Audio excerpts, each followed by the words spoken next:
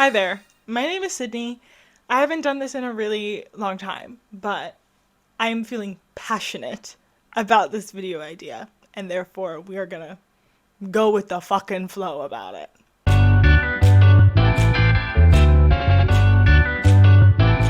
If you haven't caught on by what the title of this is a beautiful mixed bag like video essay conceptual on Wizards of Waverly Place, and specifically on like the character styling of Wizards of Waverly Place as a show, and why I think Disney will absolutely never make another show that frames its characters the same way that it did with this TV series. This has been a passion project of mine. Okay, don't ask why, don't ask how, and don't worry about it. But I bought this whiteboard to do fun, silly activities for myself like this, and I have chosen that today is the day that we will start.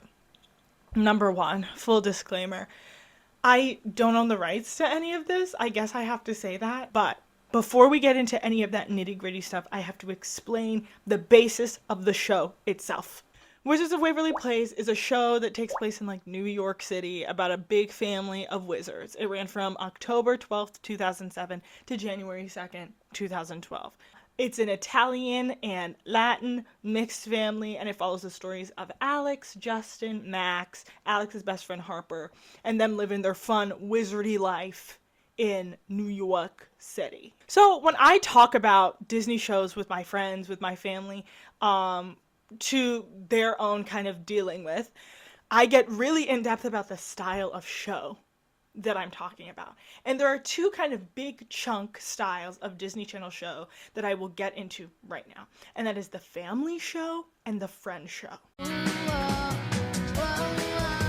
So the family show on Disney Channel basically follows a cast of people who live together and deals with family archetypes and specific tropes. The specific tropes are so intentional that they have their own subcategory. But on a grand scheme, family shows are a group of people who live together. You always have like 6 to 7 people in that opening title theme song.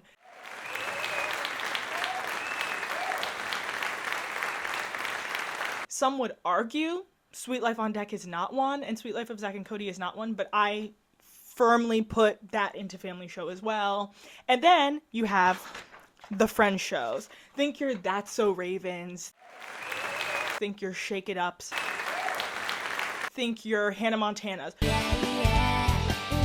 Shows that while the family members might be important, siblings might be important, the main basis is it tends to follow a central female woman identifying character, a best friend character, and like a guy best friend type thing who sometimes ends up dating the best friend character. You can tend to tell based on trifecta based shows, and then shows where you are following the storyline of multiple people, even if the main person tends to be the middle daughter, sister character. The big arching thesis of this video is the premise that Wizards of Waverly Place broke so many archetypal rules that they have consistently had in Disney that there was no way that they would ever create a show that used the same archetypal rules ever again.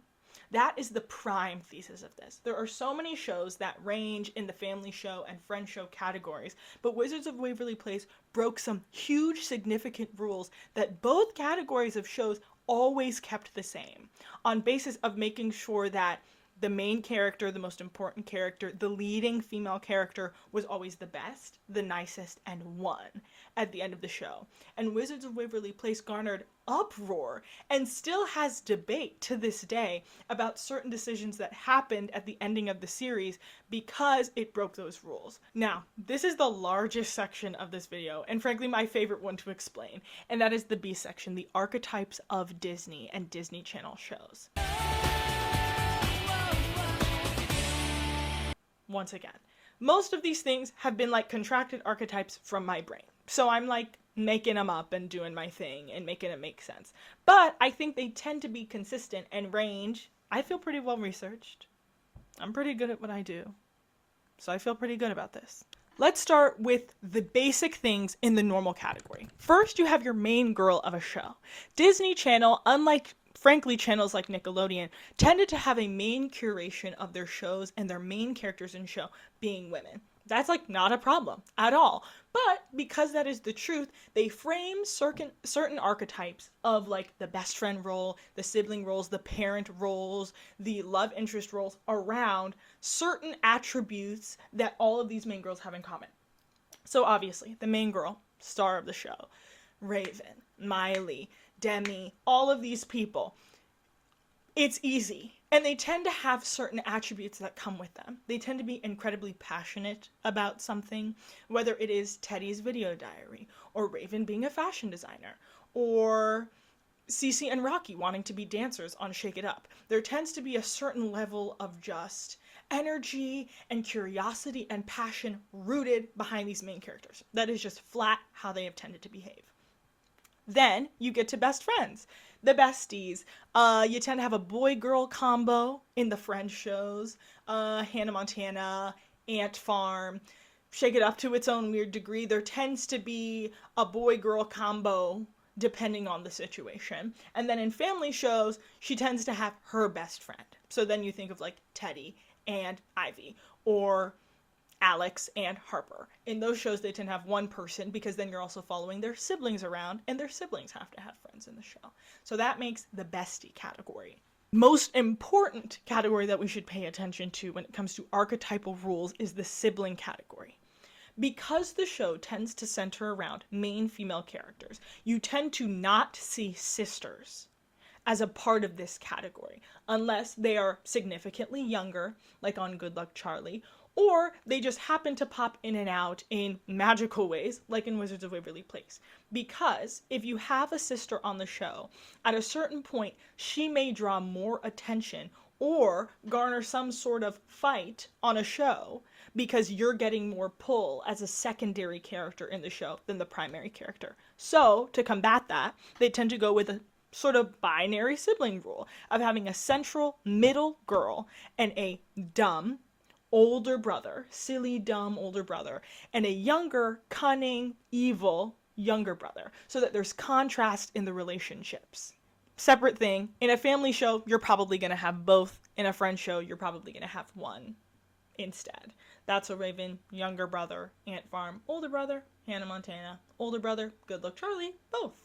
And that's just kind of how that exists in that wheelhouse. It's also super important to note that the reason why those archetypes of younger and older brother exist in a certain way is so that there is once again no competition with the girl who is the main center of the show. Think Hannah Montana.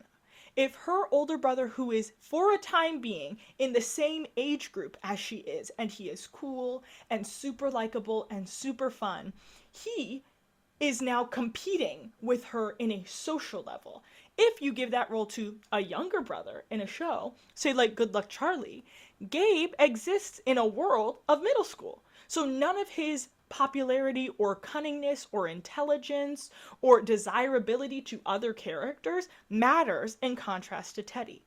Same thing exists for younger brothers. If you have a younger brother who is silly and dumb and goofy, that's going to add a new comedic thing that exists for this younger sibling, this possibly cuter sibling, that contrasts with the older brother. It gives him the room to play a different role in her life. And the way to keep things balanced is to keep the people at her age group and level away from any of her social capital, and making sure that the younger person contrasts him to a certain degree, because we want those two characters to be opposites of each other, to garner humor, to garner social balance, and to make sure that she stays the most prominent and level-headed of everyone normally across the board. Obviously, a major outlier to this show is Sweet Life of Zack and Cody. They fall into their own category that I will not get into at the moment, but I still categorize them as their own sort of family dynamic, and because of it, I would almost argue that Maddie and London, because they are both older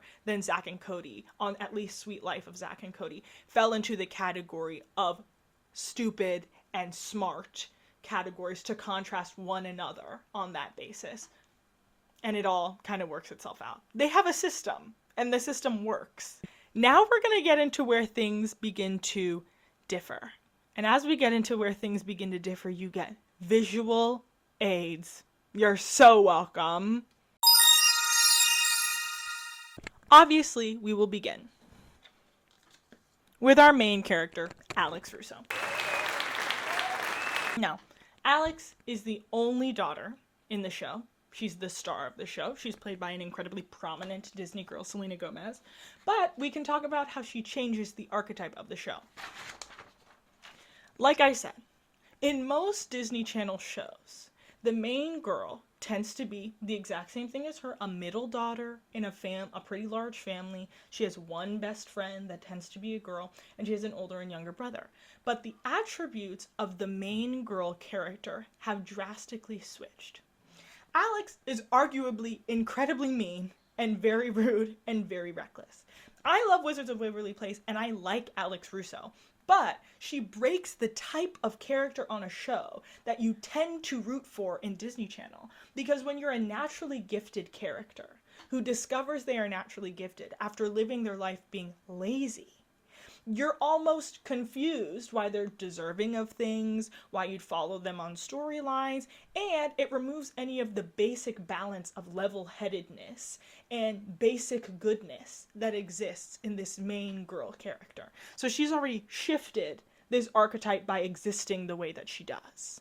The second person who breaks this archetypal list is not other than Harper, which might be a little shocking to some people. But Harper breaks the best friend role pretty easily in the show as well. Because Alex's background as a character has shifted, it makes Harper in a world more likable. It makes her quirky and interesting in a way that a best friend secondary character tends to be. But she has a lot of pushback and gives Alex a lot of pushback. Harper has told Alex on multiple occasions that she is not always the best friend.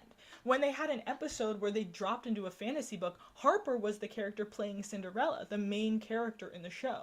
She had her own episodes where you were following her storyline, and she had multiple times where the Russo parents referred to her as the daughter they always wanted, or the daughter they never had, putting her in almost a second daughter sibling category, which does not exist in any of these other Disney shows, creating innate competition for our main character, Alex Russo. And of course, you know where this next category is leading, and it is the largest and most confusing part of the archetypal switch, and that is the brothers. We have Max, and we have Justin. Now, you might be thinking, why did these two guys play such a huge break in destroying the archetypes of this show? Well, I will show you in a second. Justin and Max innately shift the sibling dynamic that exists with Alex by existing as a hardworking, desirable older brother and a silly, dumb younger brother. Now, to start with Max, because I think he's the easiest.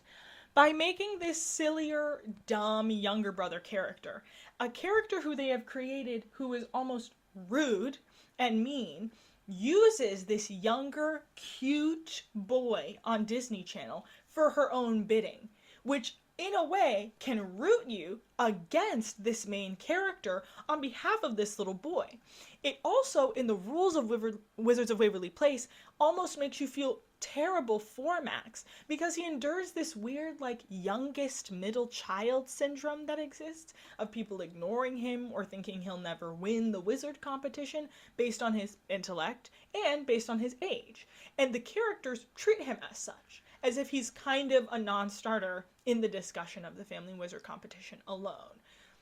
Then, the bigger one that we have to analyze is the concept of the hard-working older brother. Justin is a stick in the mud a lot of the times. He's incredibly lame a lot of the times, and he's no fun. And sometimes he has the attributes of the silly older brother. Him being so into the Dungeon and Dragon, like, TTRPG style game is a thing. Having Zeke as a best friend who is this, like, nerdy boy is a thing. They've given these things that take away some of his social capital so that he is not in competition with Alex. But then, through the show, they do things to make him desirable and kind. At the end of a lot of episodes of Wizards of Waverly Place, the person who helps Alex solve the problem and tends to be the level-headed person is Justin. The times where he tends to not be level headed is when Alex wins something from not working hard and doing anything, but just from being a gifted, talented wizard, which on a sibling level is probably frustrating for him as a character, but is also just written into his character so that there's something about him that makes him a little bit intolerable. But something that I think is drastically dangerous for his character is they made him desirable in canon, in show. Justin has multiple girlfriends throughout Wizards of Waverly Place.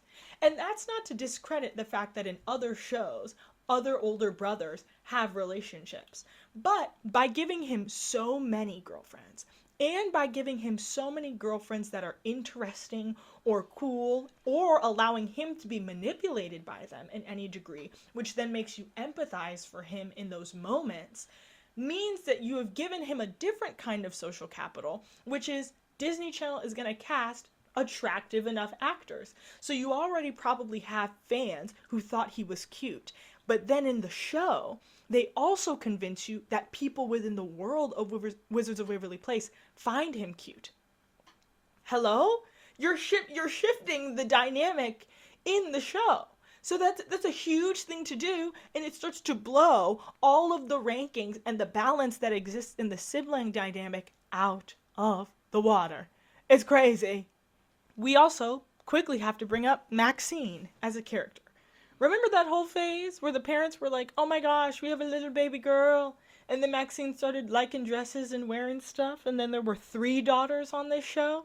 So instead of there being a middle daughter, an older brother, and a younger brother, there were in fact an older brother, a sister, another sister her age, and then for a time, a younger sister. The show has broken every rule in the book at this point, and I don't think they'll ever do it again.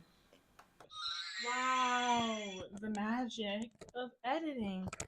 So, obviously now, what we have up here is we have all the kind of main characters, and we have Teresa and Jerry right here, but they don't need to go on the board. So, now we can see everybody on a map to analyze what roles as archetypes they play. Obviously, we have the Justin Zeke best friendship, the Alex Harper best friendship, we have the Justin Juliet romance, we have the Alex Mason Dean romance, and we have the Harper and Zeke romance. And Max is a little boy and sometimes a little girl for most of the show, so it kind of doesn't matter. For the most part, the best friendship dynamic of Zeke and Justin is the most normal when it comes to archetypal older brother best friend relationships. They have a goofy relationship, they're like nerdy and silly together.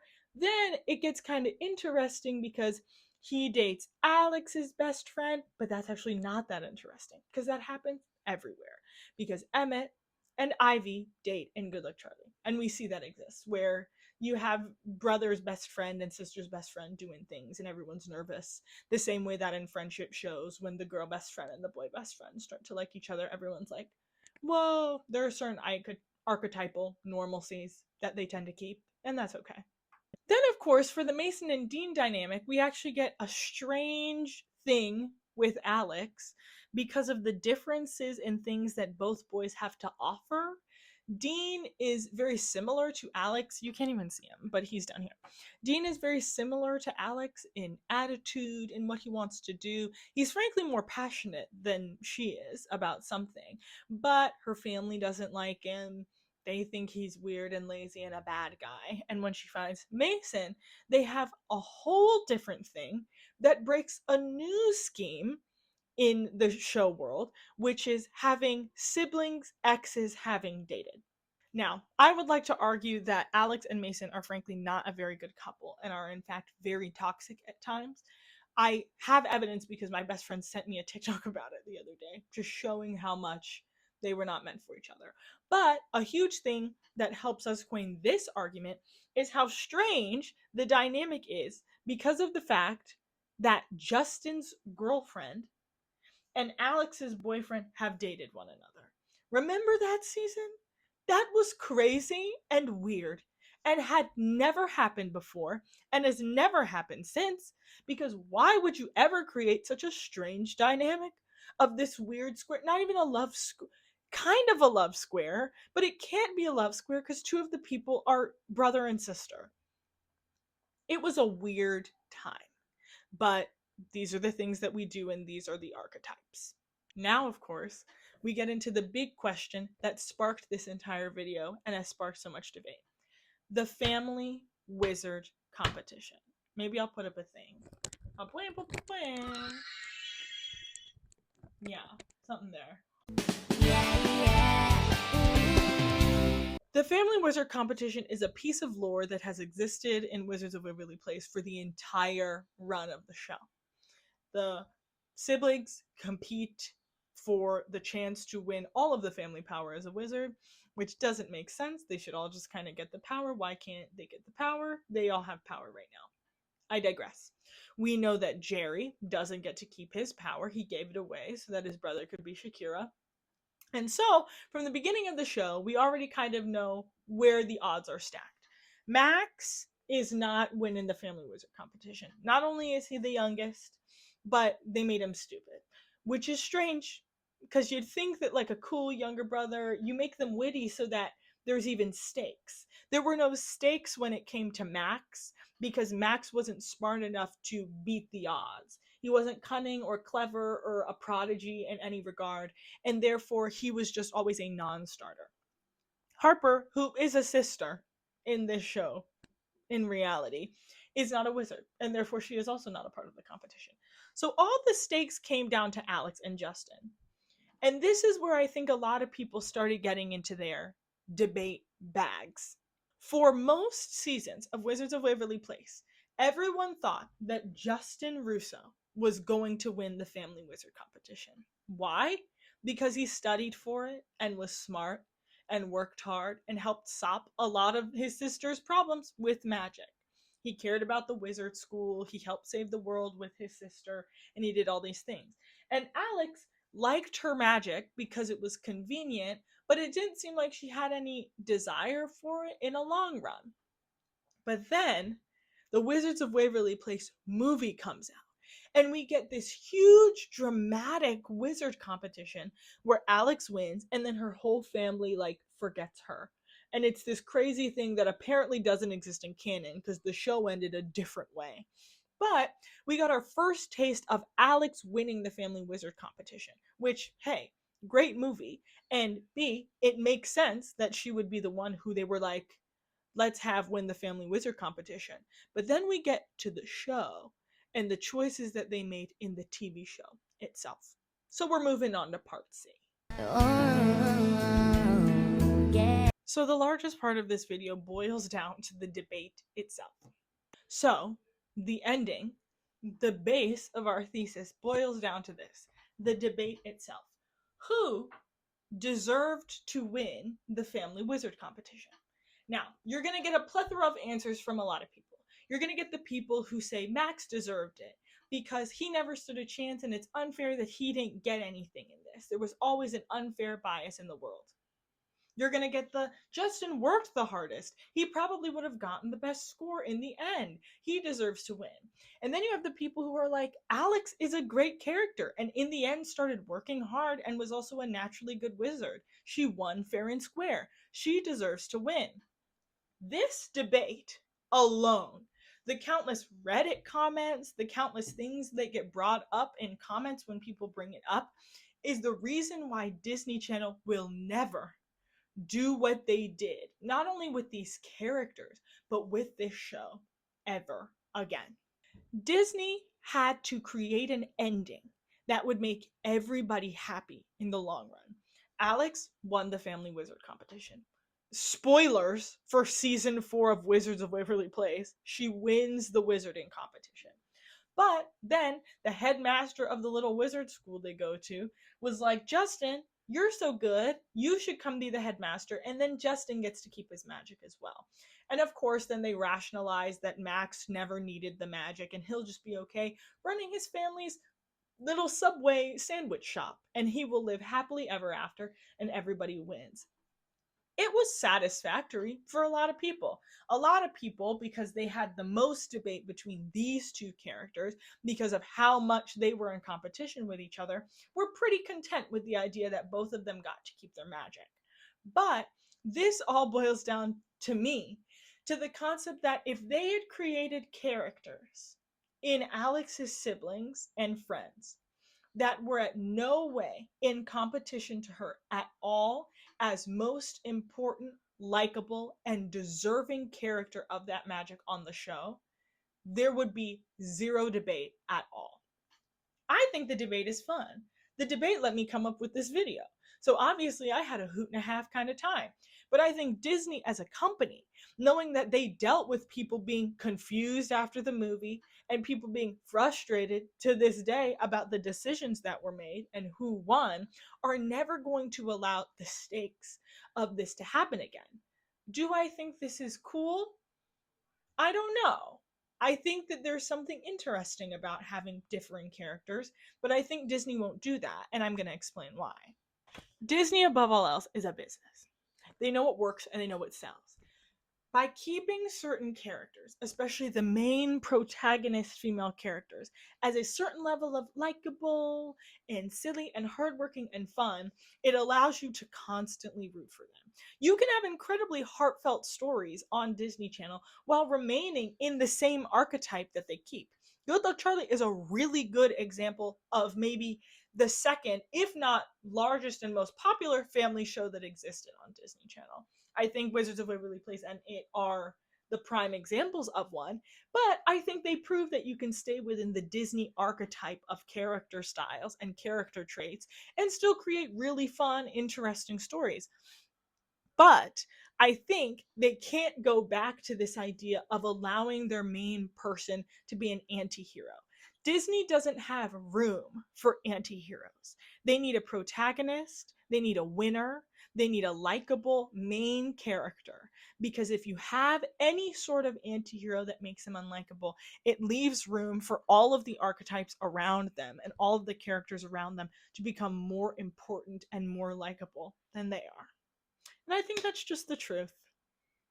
I think I ate that up. Yeah? Yeah. Anyway, I hope you enjoyed this like silly little video that I really wanted to make. I've been thinking about this video for a very long time. I didn't buy this wand for it, but it was just a happy accident. I think I'm just gonna use this to talk about whatever I want in long form content. But if you liked this and you were like, this is silly, do more. I'll do more, maybe. This only took kind of like 40 minutes, so I'm very happy with how this moved, but it took a lot of planning. Um, I'll link my socials in the bio. Ooh, this is a YouTube video, so it has to be like serious. Yeah, I'll link my socials in the bio. I'll put a tag somewhere. If you like shorter form content, you can watch my TikTok. It's silly. I have like 9,000 followers, so you can bring it to 10,000, and then I think they'll finally let me make the little playlists because they won't let me, and I don't know why. Cool. I've been Sydney. Frickin' peace and Toodle frickin' bye. Hi, my name is Sydney Marie, and you're watching Disney Channel. Ba ba ba ba ba ba ba ba ba ba. All right.